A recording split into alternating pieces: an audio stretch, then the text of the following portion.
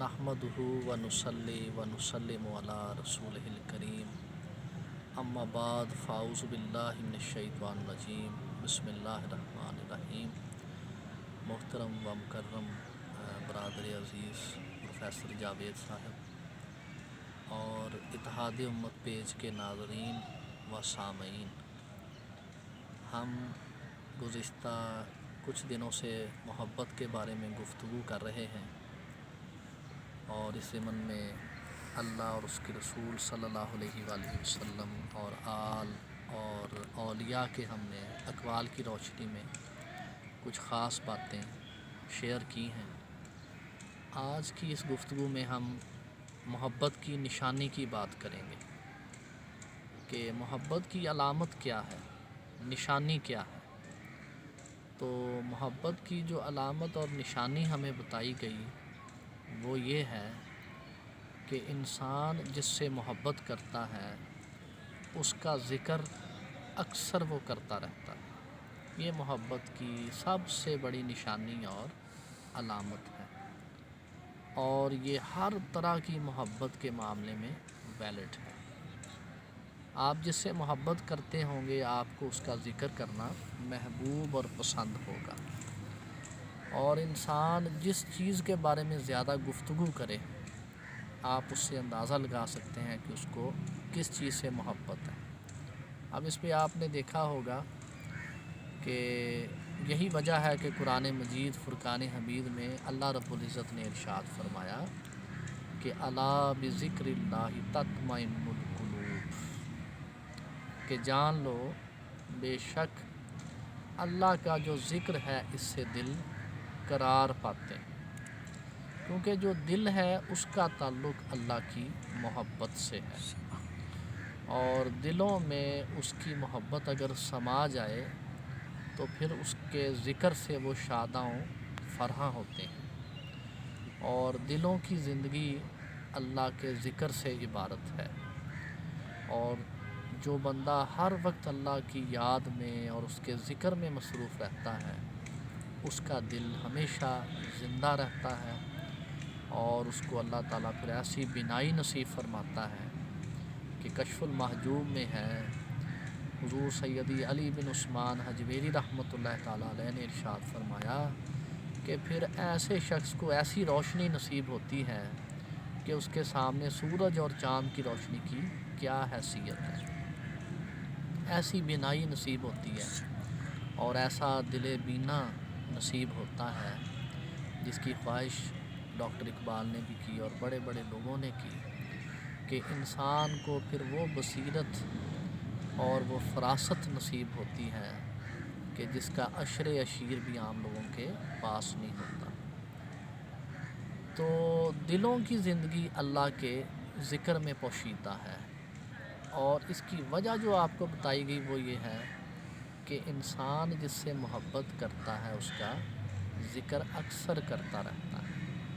आपने देखा होगा कि दुनियादार जो लोग हैं वो अक्सर आपको दुनियादारी की बातें करते नज़र आएंगे। मिसाल के तौर पे अगर कोई शख्स कारोबारी है तो वो आपको हमेशा कारोबार के बारे में आपको प्लस माइनस और रकम को बढ़ाने और इस तरह के मामले में गुफ्तगू करता नज़र आएगा। और जो शख्स सियासत में इंटरेस्टेड है आपको सियासतदानों की बातें ज़्यादा करता नज़र आएगा, वो पॉलिटिशियंस की बातें करेगा, उनको ज़्यादा डिस्कस करेगा। यानी ये इतना ज़बरदस्त उसूल है कि इंसान ने अगर ख़ुद अपने बारे में ये देखना हो या किसी और को देखना हो कि इसको किससे मोहब्बत है तो उसकी गुफ्तगू देखी जाए। वो जिस चीज़ या शख्सियत के बारे में ज़्यादा गुफ्तगू करता है उसी से उसको मोहब्बत होती है, उसी से उसको चाहत होती है।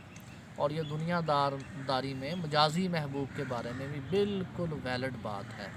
जैसे लैला को मजनू के अलावा किसी और का ख़्याल नहीं था और मजनू को लैला के अलावा कुछ और सुझाई नहीं देता था, और ऐसे ही हमारी जितने भी लोग कहानियाँ और किस्से वगैरह हैं इनमें हमें यही बात मिलती है और ये चीज़ बड़ी आसान और अंडरस्टूड है।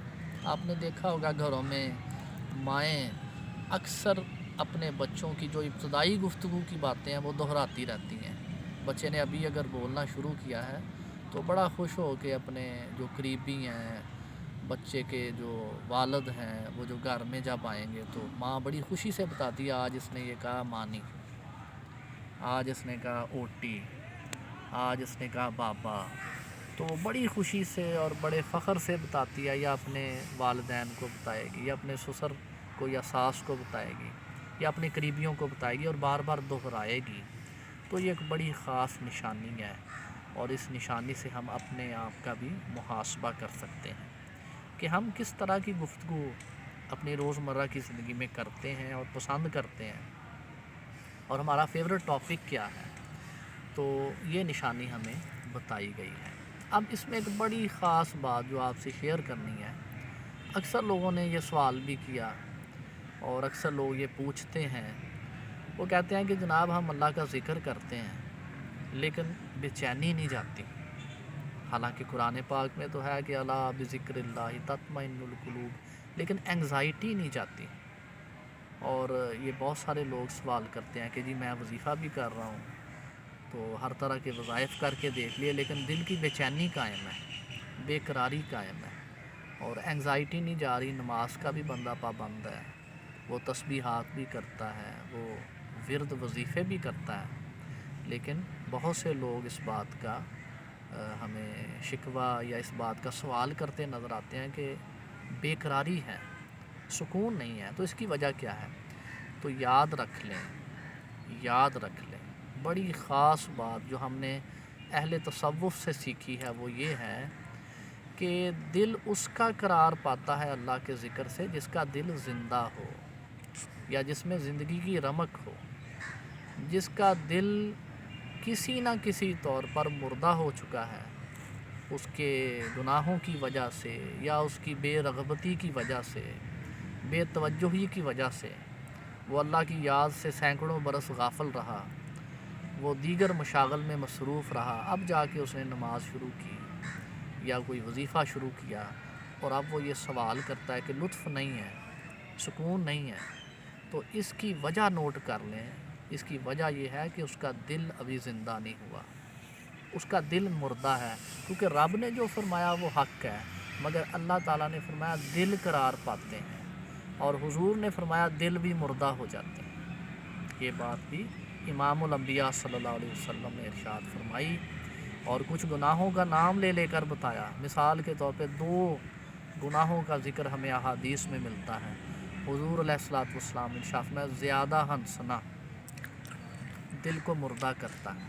آپ نے دیکھا ہوگا ہم لوگ اور خاص طور پہ پاکستانی قوم کا یہ مسئلہ ہے، یہ اور کسی کام میں شاید آگے نہ ہو، مسخرے پن میں یہ دنیا میں سب سے آگے، اور ذلیل بھی اسی وجہ سے ہے. یہ ضمناً بات آ گئی کیونکہ حضرت علی کرم اللہ وجہ الکریم نے ارشاد فرمایا کہ مسخری نہ کرو، مسخرہ پن اختیار نہ کرو ورنہ ذلیل ہو جاؤ گے. تو یہ جو ہماری قوم پوری دنیا میں ذلیل اور رسوا ہے، اس کی وجہ بھی مسخرہ پن ہے. ہم کامیڈی میں بہت آگے ہیں، اور اگر ہم اپنے شہر کی بات کریں تو کیا ہی بات ہے، سبحان اللہ. بیٹھے مسجد میں ہیں لیکن چاہتے ہیں کہ یہاں بھی لطیفے سنائے جائیں. اور آج کل فیورٹ جو ہمارے مولوی حضرات ہیں وہ بھی وہی ہیں جو دراصل بانڈ ہیں، مسخرے ہیں، اور بات بات پہ جغت بازی کرتے ہیں اور لوگوں کو ہنساتے ہیں. یہ ہمارے محبوب ہیں.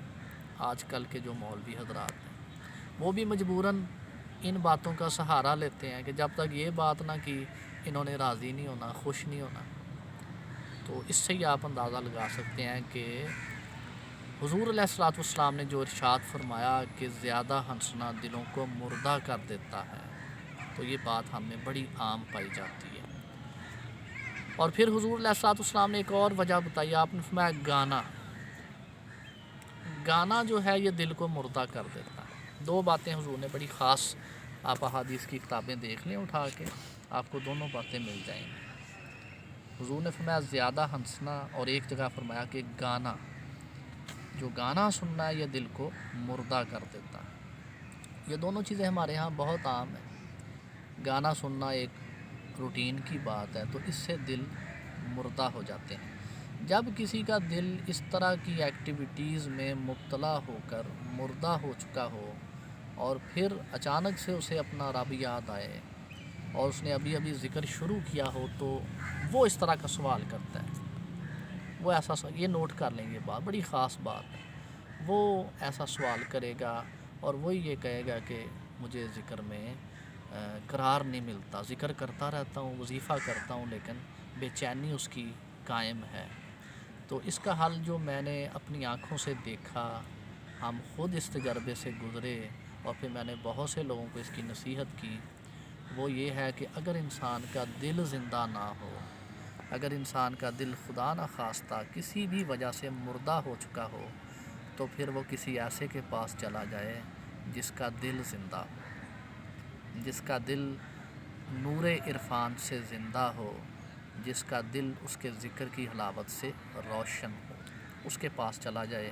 یہ بڑی آزمودہ بات ہے. جن دنوں فقیر حضور سیدی علی بن عثمان حجویری المعروف داتا گنج بخش رحمۃ اللہ تعالیٰ علیہ کے در اقدس پر اپنے مرشد کریم کے حکم سے حاضر ہوا کرتا تھا، تو ایک دن میں جمعہ کے روز تھوڑا سا لیٹ ہو گیا. تو میرے کچھ دوست وغیرہ میرے مرشد کے پاس بیٹھے تھے. تو جیسے ہی میں پہنچا تو میرے مرشد نے کہا، اوئے کیوں مرنا ہے، کیوں لیٹ آئے ہو، مرنے کا ارادہ تو نہیں؟ تو اس سے میں نے یہی اندازہ لگایا کہ بالکل اس مچھلی کی طرح جو کہ سیدنا یوسف علیہ السلام سیدنا موسیٰ علیہ السلام کے غلام نے پکا کر اپنے کھانے کے لیے رکھی ہوئی تھی، مگر جیسے ہی وہ صاحب دل کے پاس پہنچی تو وہ مچھلی زندہ ہو کر سمندر میں غائب ہو گئی. یہ قرآن ہے. تو انہوں نے اسی جگہ پہ جا کر حضرت خضر علیہ السلام کو پایا، بالکل اس مردہ مچھلی کی طرح جو کہ زندہ ہو گئی حضرت خضر علیہ السلام کے جائے مقام پر آ کر. اسی طرح اگر کوئی صاحب دل کے پاس جائے گا تو اس کا مردہ دل بھی زندہ ہو جائے گا. یہ ہم نے اس کا خود مشاہدہ کیا ہے. اور یہ بات میں نے آپ کو اپنے مرشد کی بتائی کہ جب میں داتا صاحب جایا کرتا تھا تو انہوں نے کہا کہ جانا جاری رکھو، یہ نہ ہو کہیں دل مردہ ہو جائے. اور پھر اسی طرح کی ایک بات آپ سے شیئر کرنا چاہتا ہوں کہ ہمارے ایک ریٹائرڈ کولیگ ہیں اور بڑے سینئر پروفیسر تھے، ادبی حلقوں میں ان کا بڑا نام ہے اور بہت ہی اچھے شاعر، بہت ہی کلاسیکل شاعر. میری مراد راشد اقبال صاحب سے ہے. وہ ہمارے پروفیسر دوست تھے. تو کسی زمانے میں وہ بڑے ڈپریشن اور انگزائٹی کا شکار تھے، اور یہ بات انہوں نے خود مجھے بتائی ہے. وہ کہتے ہیں میں بڑا ڈپریشن اور افراتفری اور بڑے مسائل کا شکار تھا. تو میرا کوئی دوست تھا، چونکہ واصف صاحب بھی اسی پیشے سے ان کا تعلق رہا ہے، تو وہ کہتے ہیں کہ ہمارا کوئی میوچل فرینڈ تھا، اس نے واصف علی واصف صاحب سے میری بات کروائی، اور اتفاق سے یہ ان دنوں لاہور بھی تھے. تو واصف صاحب کو کہتے ہیں کہ میں نے کوئی آدھا پونا گھنٹہ اپنے مسائل بتائے کہ حضور مجھے یہ بھی مسئلہ ہے، میں بے چین بھی ہوں، میں انگزائٹی کا شکار بھی رہتا ہوں، اور ریسٹ لیسنس ہے، بہت اضطراب ہے، تو کیا کروں؟ تو کہتے ہیں جب میں نے آدھا گھنٹہ ان کو اپنا وہ سارا جو دکھ درد تھا وہ سنایا، تو واصف صاحب نے صرف ایک مختصر سی بات کہی. انہوں نے کہا اس وقت آپ کہاں ہیں؟ تو میں نے لاہور کی کسی جگہ کا بتایا کہ میں ادھر ہوں.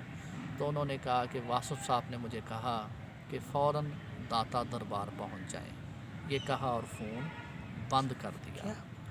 تو واصف صاحب جن کا ادبی اور علمی اور روحانی حلقوں میں بڑا نام ہے، انہوں نے بھی یہی حل سجیسٹ کیا کہ اگر کسی کا دل مردہ ہو اور وہ انگزائٹی اور بے چینی اور ریسٹ لیسنس کا شکار ہو تو کسی ایسے کے پاس چلا جائے جس کا دل روشن ہو، جس کا دل زندہ ہو. کیونکہ ہم نے یہ دیکھا ہے اور ہم نے یہ صلحاء کی کتابوں میں پڑھا ہے اور سنا ہے کہ دل بالکل چراغ کی طرح ہوتا ہے، اور جس طرح چراغ سے چراغ جلتے ہیں اسی طرح دل سے دل جلتے ہیں. تو اگر آپ کا دل مردہ ہو چکا ہو تو کسی زندہ کے پاس جائیں اور پھر ہمیں بتائیں. پھر آپ خود دیکھیں گے کہ آپ کو ذکر بھی مزہ دے گا، آپ کو تلاوت بھی مزہ دے گی، آپ کو رکوع و سجود بھی مزہ دیں گے. اور آپ کو لطف بھی آئے گا، کیونکہ اللہ کے ذکر سے دل قرار پاتے ہیں، مگر وہی قرار پاتے ہیں جن کے دل زندہ ہوں۔ تو یہ محبت کے حوالے سے کچھ اور باتیں تھیں جو آپ سے شیئر کرنی تھیں۔ اللہ تعالیٰ ہمیشہ ہمارے دلوں کو زندہ اور شاد اور آباد رکھے اپنے ذکر سے، اپنے شکر سے اور اپنی عبادت سے، اور ہمیں اپنی بارگاہ میں ہمیشہ عاجزی کرنے والے دل نصیب فرمائے، اور دلوں کی بینائی اور روشنی میں ہمیشہ اضافہ فرمائے۔ وما علینا الا البلاغ المبین، والسلام۔